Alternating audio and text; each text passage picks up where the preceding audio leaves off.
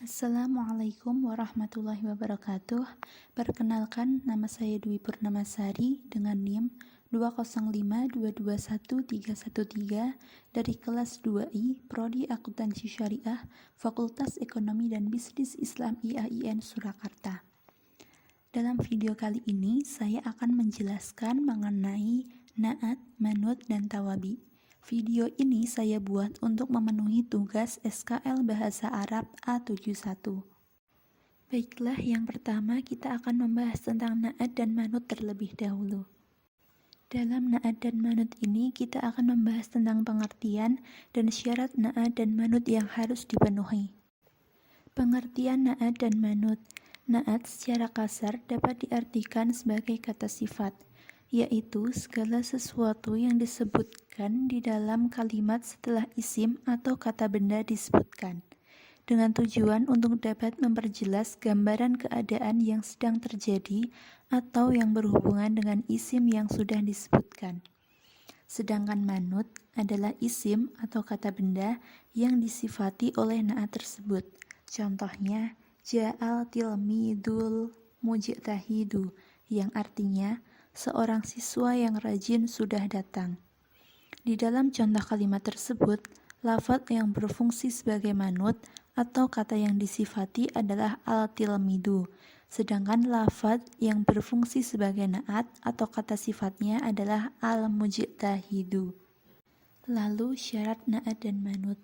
Na'at dan manut harus memenuhi beberapa syarat, di antaranya 1. Memiliki i'rab yang sama, 2. Memiliki gender yang sama, 3. Memiliki adat atau jumlah yang sama, dan yang keempat memiliki ma'rifat dan nakirah yang sama. Syarat yang pertama yaitu memiliki i'rab yang sama. I'rab adalah salah satu aspek yang ada di dalam bahasa Arab, di mana aspek ini mengatur mengenai perubahan bunyi kata yang umumnya merupakan syakat atau harokat pada setiap akhir kalimat yang disesuaikan dengan amil yang memasukinya. Contoh, ra'aital amiral adil, yang artinya saya melihat pemimpin yang adil itu. Pada kalimat tersebut, baik na'at maupun ma'nut sama-sama memiliki i'rab mansub atau dibaca nasab karena memiliki tanda-tanda nasab yaitu fathah. Syarat yang kedua yaitu memiliki gender yang sama. Di dalam bahasa Arab, satu kata yang sama dapat disusun oleh huruf yang berbeda, tergantung dengan gender dari amil yang memasukinya. Yang dimaksud amil di sini adalah orang yang menjadi pelaku atau objek dari kalimat. Gender di dalam bahasa Arab hanya terbagi menjadi dua, yaitu muzakkar atau laki-laki dan juga mu'annas atau perempuan. Contohnya, hadarat thaliban najah, yang artinya seorang siswa yang rajin itu sudah hadir. Lalu untuk contoh yang kedua, hadaratat thalibatun najah, yang artinya seorang siswi yang rajin itu sudah hadir. Jika kita cermati pada contoh kalimat pertama, baik na'at maupun manut memiliki sifat muzakkar yang menyatakan laki-laki. Sedangkan pada contoh kalimat kedua, baik na'at maupun manut memiliki sifat mu'annas atau perempuan. Syarat yang ketiga yaitu memiliki adat atau jumlah yang sama. Selain berdasarkan gendernya, suatu kata di dalam bahasa Arab dapat disusun oleh huruf yang berbeda pula berdasarkan jumlahnya, yang kemudian digolongkan kepada isim mufrad atau berjumlah 1, isim musanna berjumlah 2, dan juga isim jamak yang berjumlah banyak. Contohnya, ja'at thalibatun najah, yang artinya satu siswa yang rajin. Kemudian contoh selanjutnya, ja'at thalibanun najat, yang artinya dua siswa yang rajin. Lalu contoh yang terakhir, ja'at thalibun najahun, yang artinya para siswa yang rajin. Dapat kita lihat bahwa ketiga kalimat contoh tersebut memiliki na'at dan manut yang sama pada masing-masing kalimat.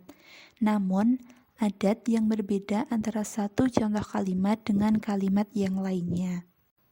Lalu syarat yang terakhir adalah memiliki ma'rifat dan nakirah yang sama. Yang dimaksud dengan ma'rifat adalah suatu isim atau kata benda yang sudah tentu atau khusus. Sedangkan nakirah merupakan kebalikannya, yaitu adalah isim yang umum dan tidak secara khusus menunjuk kepada sesuatu. Contohnya, ja'at thalibun najah, yang artinya seseorang siswa yang rajin telah tiba. Lalu contoh yang kedua, ja'at thalibu an-najahu, yang artinya siswa yang rajin itu telah datang. Pada contoh kalimat yang pertama, dapat kita lihat bahwa na'at dan manutnya merupakan isim nakirah atau yang masih memiliki arti umum, di mana hal tersebut ditandai dengan na'at dan manut tersebut dibaca tanwin. Sedangkan pada contoh kalimat kedua, baik na'at ataupun manut memiliki arti yang khusus atau menunjukkan arti tertentu. Baiklah, na'at dan manut sudah kita bahas, lalu selanjutnya kita akan membahas tentang tawabi. Dalam materi tawabi ini, ada 4 poin yang akan kita bahas. Yang pertama, pengertian tawabi. Yang kedua, bagian-bagian tawabi. Yang ketiga, huruf penguat. Dan yang terakhir adalah macam-macam penguat. Pengertian tawabi. Tawabi merupakan kata keterangan yang tidak mengalami perubahan di akhir kalimat secara langsung. Hal ini karena kata tersebut sama dengan bentuk i'rab 4 yang keberadaannya sama dengan kata itu sendiri. Bagian-bagian tawabi. Tawabi ini terbagi menjadi 4 bagian. Yang pertama na'at, yang kedua athof, yang ketiga badal, dan yang keempat adalah taukid. Bagian yang pertama adalah na'at. Na'at merupakan sebuah kata yang posisinya ada sesudah kata lain. Tujuan menggunakan na'at ini adalah untuk memperjelas makna dari kata sebelumnya atau yang memiliki hubungan satu sama lainnya. Na'at sendiri terbagi dari 2 macam yang memiliki fungsi masing-masing. Yang pertama ada na'at hakiki. Na'at hakiki adalah na'at yang memiliki sifat seperti kata sebelumnya atau biasa dikenal dengan manut.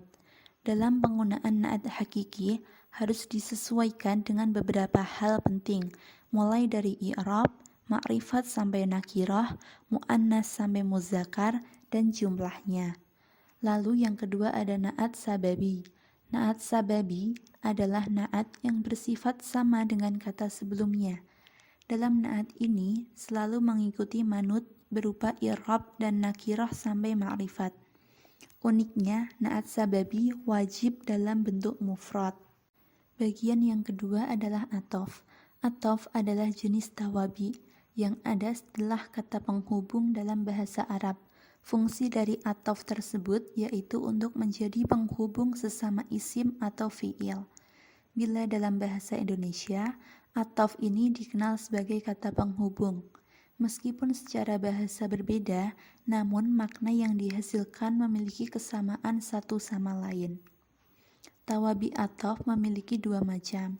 Dalam setiap athof tersebut memiliki fungsi dan ketentuannya masing-masing. Yang pertama ada kata penghubung bayan. Athof bayan adalah tabi yang memiliki bentuk layaknya isim jamid. Athof tersebut memiliki fungsi untuk menjelaskan matbu' bila mana berupa isim ma'rifat. Fungsi lain dari bayan juga untuk mengkhususkan matbu' bila masih berupa isim nakirah. Lalu yang kedua ada kata penghubung nasakh. Athof nasakh adalah sebuah lafaz yang saling berhubungan dan mengandung kata penghubung di dalamnya. Pada athof tersebut selalu mengandung ma'tuf alaih, tabi, dan kata penghubung Arab di dalamnya. Semua komponen tersebut dijadikan sebagai rukun wajib dalam nasakh. Lalu bagian yang ketiga adalah badal. Badal merupakan kata yang tidak menggunakan perantara untuk mengikuti kata sebelumnya. Sebutan lain dari badal adalah kata pengganti atau mubdal minhu. Dalam kata badal terdiri dari 3 macam, yaitu yang pertama badal muttabiq, Badal mutabik merupakan makna yang digunakan untuk mewakili makna yang sama dengan dalam ayat Al-Quran. Badal mutabik seringkali ditemukan dalam potongan hadis dan juga ayat Al-Quran. Lalu yang kedua ada badal ihtimal. Ihtimal merupakan badal yang memiliki kandungan secara abstrak dan selalu bersifat mudhof di dalamnya. Mudhof tersebut harus berupa dhamir dan mubdal minhu. Lalu yang ketiga ada badal ba'lu munkul. Ba'lu munkul merupakan badal dari bagian mubdal minhu. Dalam badal ini selalu mudhof dan kembali menjadi mubdal minhu. Selanjutnya bagian yang terakhir ada taukid. Taukid merupakan huruf penguat yang digunakan untuk berkomunikasi dengan orang lain dalam merespon tindakan keingkarannya. Kalimat positif ini wajib terbebas dari kata menafikan seperti tidak atau bukan. Untuk mengetahuinya, kita harus menguraikan huruf penguatnya ke dalam itsbat atau kalimat positif. Dalam materi tawabi ini, kita harus mengetahui huruf penguat. Huruf penguat memiliki 5 jenis yang wajib kita ketahui.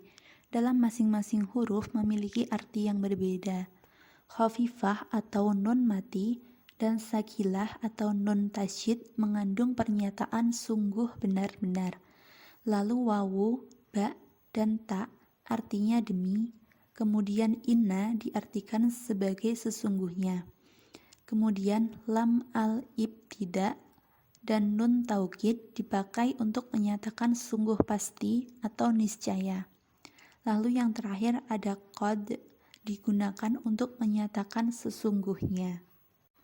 Yang terakhir kita akan membahas tentang macam-macam penguat. Macam-macam penguat ini ada 2. Yang pertama ada penguat maknawi. Pada penguat maknawi digunakan untuk mengukuhkan lafadz yang berasal dari maknanya. Perlu diingat bahwa penguat maknawi tersebut harus menggunakan beberapa lafadz, seperti halnya kullu yang berarti semua, ajma'u yang berarti seluruh, an-nafsu yang berarti diri, al-ainu yang berarti diri, dan aqta'una absa'una yang berarti lafaz yang mengikuti ajma'u atau seluruhnya.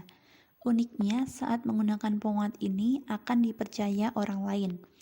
Lalu yang kedua ada penguat lafzi. Penguat lafzi harus dipakai dengan cara dilipat gandakan. Bagian yang dilipat gandakan adalah kalimat, lafaz fi'il, atau laksana isim. Uniknya dalam penguat jenis ini memiliki 6 unsur penting, yaitu fi'il laksana, isim zahir laksana, jumlah laksana, isim dhamir laksana, dan huruf laksana. Baiklah, mungkin itu tadi materi yang dapat saya sampaikan dalam video kali ini. Kurang lebihnya mohon maaf. Billahi taufiq wal hidayah. Wassalamualaikum warahmatullahi wabarakatuh.